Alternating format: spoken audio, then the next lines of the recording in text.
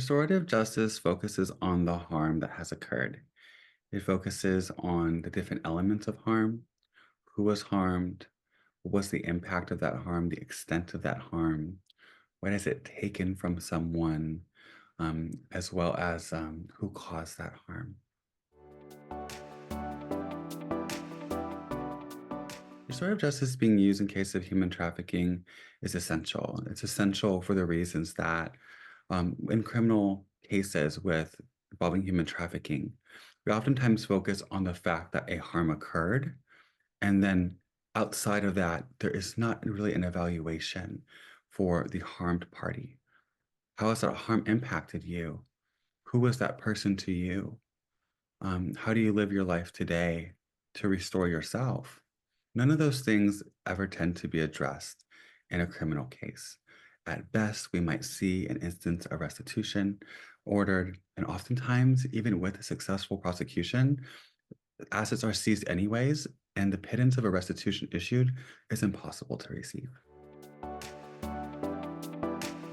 It helped me because in my bones, I feel today the injustice of the harms committed against me not being named. You know, justice for me at its core is this acknowledgement that something happened to you that should have never happened. You are not solely responsible for restoring the harms of that atrocity and that crime, and that we as a community, we as a society, will assist you in restoring what has been lost and naming that harm alongside you, bearing witness to the things that have occurred in your life that should have never happened.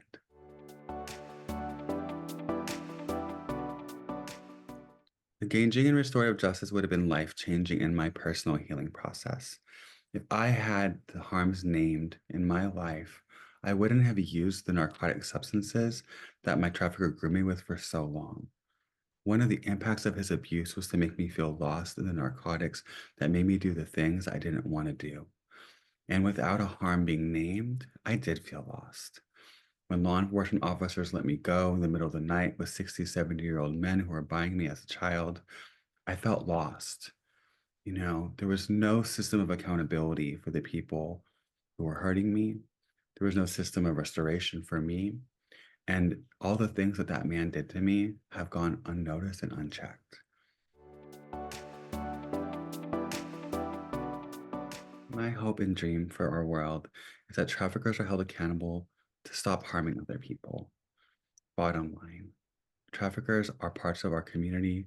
They are people's siblings, brothers, daughters, children. And at the end of the day, it's time to become better people. I want my trafficker to pay for all the harm that he did against me. I want him to pay for my therapy that I have to pay for out of pocket today. I want him to pay for the acupuncture appointments I have to go to that are also very expensive. I want him to contribute to society and restore the harms committed in my life. Nothing about prison enables him to do that. Nothing about the criminal justice process would give me any sense of form of justice, nor would it create a likelihood in which he would stop doing that to other people.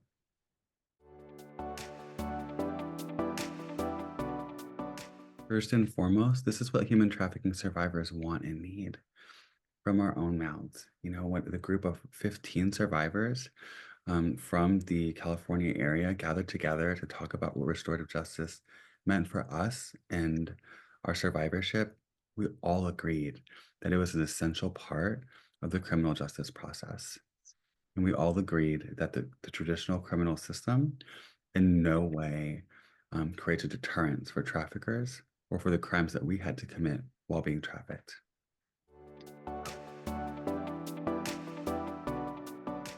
In my experience, the traditional criminal justice system does not work for human trafficking survivors for a variety of reasons. One of them are that it puts undue stress and burden on a human trafficking survivor to be a witness in a case that is not easy to analyze. Trauma is not something that should be up for analysis.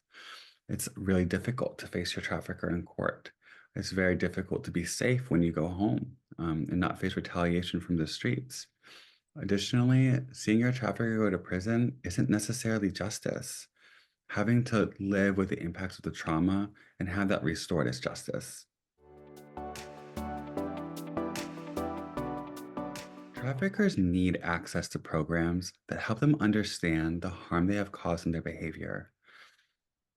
Through my lifetime of engagement and relation with people who perpetuate abuse, I know firsthand that when someone grows up with the language of violence, it's the only language they know.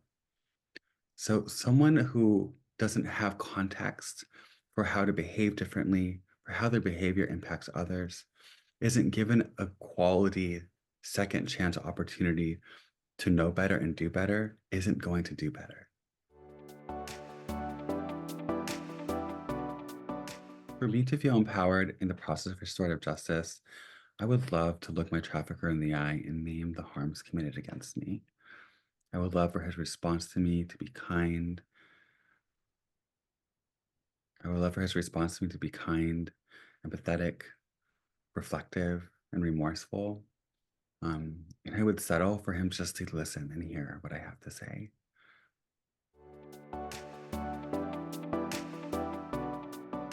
The way I define justice in my trafficking situation and how restorative justice applies to me is that justice for me was that when I turned 18, after being trafficked at 14 years old, the narcotic restraints that my trafficker put imposed upon me still remained.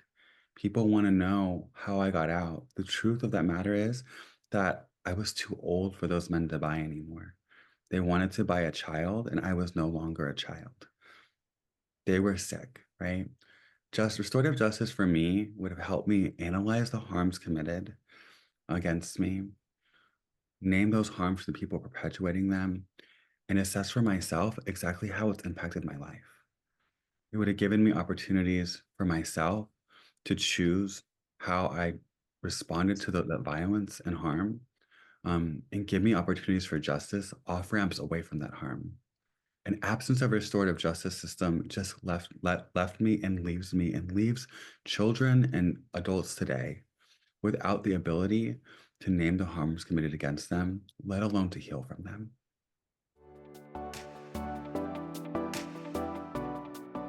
Restorative justice is essential for historically marginalized and underserved communities because we oftentimes don't believe in the criminal justice process.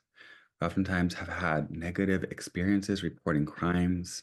We oftentimes have been overcriminalized ourselves. And I know for myself, there hasn't been a single police report I've read about myself that has felt 100% true accurate, let alone with ability for that to be remedied or accountability for those making those reports.